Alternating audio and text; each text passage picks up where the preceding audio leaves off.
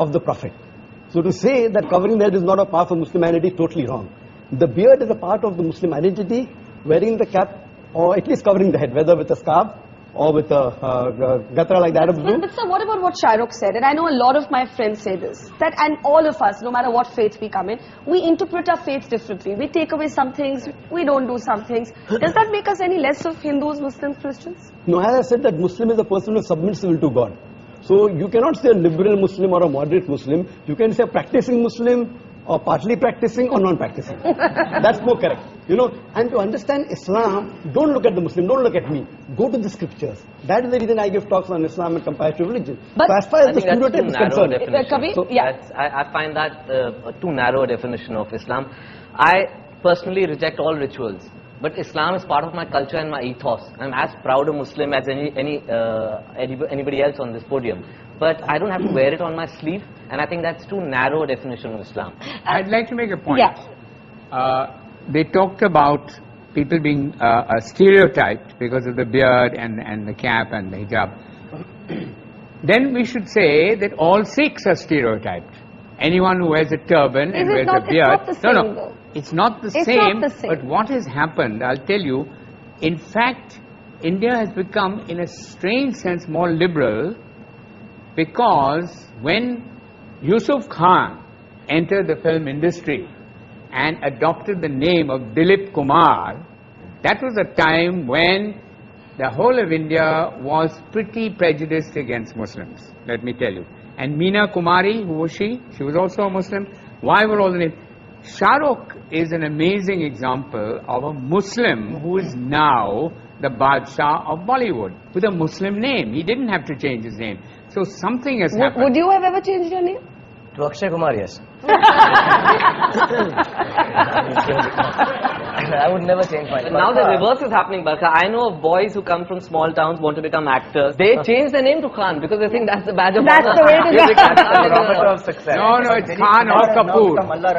Sorry, Najib? But Dilip Kumar has now become Allah Rakha Rahman. Yeah. That's the change. But now he's no longer a star. Yeah, Shahrukh, you want to make a point, and then Soha and Madani. Yeah, I just want to say one thing. That, you know, I just want to know very clearly, and I'm a Muslim, and I want to know: is it more important for me to look Muslim and see Muslim, or to feel Muslim? I fully respect the scriptures. I fully respect all the hadiths. I have read the Quran in my own way, in Arabic and in English. But I think its time has come, and this genuinely is an appeal, that it is more important to feel Muslim, to feel than to look Hindu, it, than to look it. And if you do, I mean, if you do, it's absolutely cool.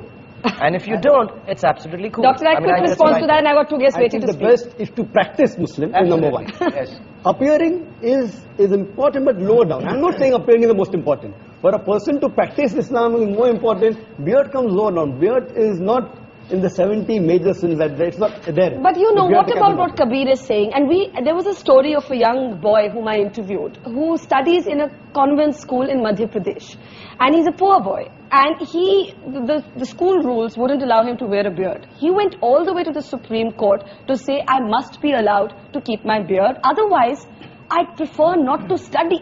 And he actually dropped out of school for a while because of that. The Supreme Court eventually ruled in his favor. And that is my next question, and I want to take that to Madani Saab. Madani Saab, you're a very interesting character for me, because at one level, you have organized, as Alex said, all of these fatwas against terrorism and all of that. But you also had a resolution against the singing of Vande Mataram. And these kind of resolutions, I know many of my friends would say is what stereotypes Muslims. बात ये है कि वंदे मातरम गाना बिल्कुल अलग चीज है, अलग चीज है। हाँ, गाने के लिए जिद करना बिल्कुल एक अलग चीज है। कोई जबरदस्ती गवाना चाहे और नहीं गाए, या हम ये कहें हम नहीं गाते, तो फिर हम स्टीरियोटाइप हो जाएंगे। टेररिज्म की मुखालिफत करेंगे तो बहुत अच्छे हो जाएंगे। ये जो डबल मामला चलता है, ये ठीक नहीं। अभी मेरे दाढ़ी नहीं हो और कुर्ता पैजामा नहीं हो, ये भी जो पगड़ी से तो लोग बहुत डरते हैं ना, कहते हैं ये तो एक बच्चा एयरपोर्ट पे कहता है मदनी साहब मामा मामा देखो बिन लादेन जा रहा है ना। तो क्या हो गया है, अब ये सब मैं उतार दूं तो मैं एक रीजनेबल मुसलमान हो सकता हूँ, एक ऐसा मुसलमान हो सकता हूँ जो बहुत अच्छा आदमी है। और अगर मैंने ये पहन लिया तो ख्यालात मेरे कितने अच्छे हों। ख्यालात, नजरियात, आइडियोलॉजी, ये है बेसिक चीज, या बेसिक चीज हमारी दिखने वाली चीज है। That's the reverse stereotype, that the moment you see the beard and the skull cap, it's got to be a fundamentalist. Question, I want to get Soha in. She's been listening very patiently all this while. Soha is somebody who's grown up in a sense in a house of mixed religion. For you, in a sense, do you feel that public gaze? Do you feel, you know, many people have questioned my labeling of or my looking for the moderate Muslim. Yet there are others who say that we don't hear enough moderate voices. We either hear the religious voices or we hear the non-believing. Because I don't think anybody is really interested in what the moderate Muslim has to say, because it's not very interesting. It's sort of boring. We're represented by extremists who have violent opinions, perhaps. I'm talking about vandals.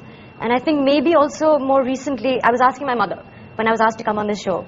I said, in your time when you married my father and you had an interreligious marriage, which presumably at that time, 40 years ago, was more controversial than it is today. Were you ever asked to defend your identity, to defend your choice of religion, what it means to be Hindu or Muslim, the way that we are today? And she said, no, not at all. It was a no comment issue. You just said no comment and you moved on in life. Over the past, maybe ever since I've been in cinema, certainly, it's an issue. And there is, people do ask me, do you feel aggravated by what is happening as a Muslim? Do you feel the need to stand up for your religion because it is being misrepresented in the media? And I think for me, religion is a very private matter. It's between my maker and me. And it's not something that I would want to discuss in any public forum, even this one. We should be talking about an Indian identity as opposed to a Muslim identity, I think. Okay, I'm going to take that as my cue to take a break. But is it, as I said to Alec earlier, is it that simple? Is there also a sort of denial within the community? Is the secular debate caught up in a certain amount of dishonesty? And there's also the reverse stereotype. We'll take a quick break and then we'll take the questions that I'm sure a lot of people have here that's coming up after the break.